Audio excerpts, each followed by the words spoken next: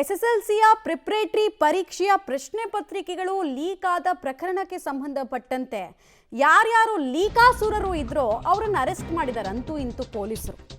ತುಮಕೂರು, ರಾಮನಗರ, ಕಲಬುರಗಿಯ head ಮಾಸ್ಟರ್ಸೇ involved ಇದ್ರು ಪ್ರಶ್ನೆ ಪತ್ರಿಕೆ ಲೀಕ್ನಲ್ಲಿ ಅನ್ನುವಂತಹ ಶಾಕಿಂಗ್ ಡೀಟೇಲ್ ಸಿಗ್ತಾ ಇದೆ. ಶಿಕ್ಷಕರು, ವಿದ್ಯಾರ್ಥಿಗಳು ಇವ್ರದ್ದೆಲ್ಲರದು ಒಂದು ಸಿಂಡಿಕೇಟ್ ರೀತಿಯಲ್ಲಿ ಕೆಲಸ ಆಗ್ತಾ ಇತ್ತು. ಟೋಟಲ್ ಆಗಿ 8 ಜನ ಪ್ರಶ್ನೆ ಪತ್ರಿಕೆ ಸೋರಿಕೆಯಲ್ಲಿ ಆರೋಪಿಗಳು ಭಾಗಿಯಾಗಿದ್ದು ಖಾತ್ರಿಯಾಗಿದೆ.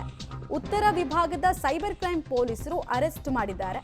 ವೈರಲ್ ಮಾಡಿದವರ ಇನ್ಸ್ಟಾ, ಟೆಲಿಗ್ರಾಮ್ ಅಕೌಂಟ್ಗಳ ಪರಿಶೀಲನೆಯನ್ನು ಕೂಡ ಮಾಡ್ತಾ ಇದ್ದಾರೆ.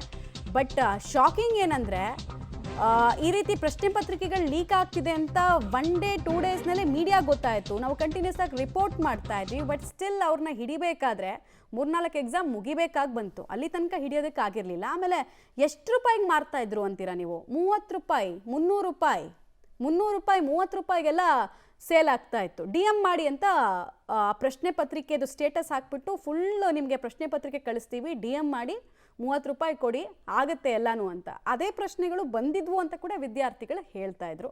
ಈಗ ಫೈನಲಿ ಇದನ್ನು ಭೇದಿಸುವಲ್ಲಿ ಅಂತೂ ಇಂತೂ ಯಶಸ್ವಿಯಾಗಿದ್ದಾರೆ ಪೊಲೀಸರು.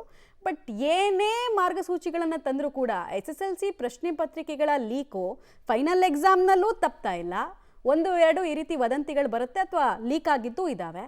ಈಗ ಪ್ರಿಪ್ರೇಟರಿ ಹಂತದಲ್ಲೂ ಕೂಡ ಇಷ್ಟು ಲೀಕಾಸುರರು ಕೆಲಸ ಮಾಡ್ತಾರೆ ಅಂದರೆ ಯಾರದ್ದು ವೈಫಲ್ಯ?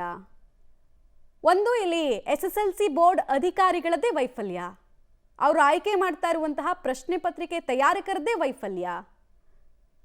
ಯಾರಂದ್ರೆ ಅವರನ್ನ ಕಮಿಟಿಯಲ್ಲಿ ಇನ್ವಾಲ್ವ್ ಮಾಡೋದು, ಇಷ್ಟು ದೊಡ್ಡ ವಿದ್ಯಾರ್ಥಿಗಳ ಶ್ರಮಕ್ಕೆ ಮಾಡ್ತಾ ಇರುವ ಮೋಸ. ಬಿಕಾಸ್ ತುಂಬ ಜನ ವಿದ್ಯಾರ್ಥಿಗಳು ಕಣ್ಣಿಗೆ ಎಣ್ಣೆ ಬಿಟ್ಕೊಂಡು ಓದ್ತಾ ಇರ್ತಾರೆ. ಅವ್ರೆಲ್ರಿಗೂ ಮೋಸ ಅಲ್ವಾ ಇದು? ಫ್ರಾಡ್ ಅಲ್ವಾ? ಯಾರೋ ರಾತ್ರಿ 30 ರೂಪಾಯಿ 300 ರೂಪಾಯಿಗೆ ಪ್ರಶ್ನೆ ಪತ್ರಿಕೆಯನ್ನು ತಗೊಂಡವರು ಎಕ್ಸಾಮನ್ನು ಪಾಸ್ ಆಗ್ತಿದ್ದಾರೆ. 65-70% ಅಷ್ಟು ಮಾರ್ಕ್ಸನ್ನು ಪಡ್ಕೊಳ್ತಾ ಇದ್ದಾರೆ.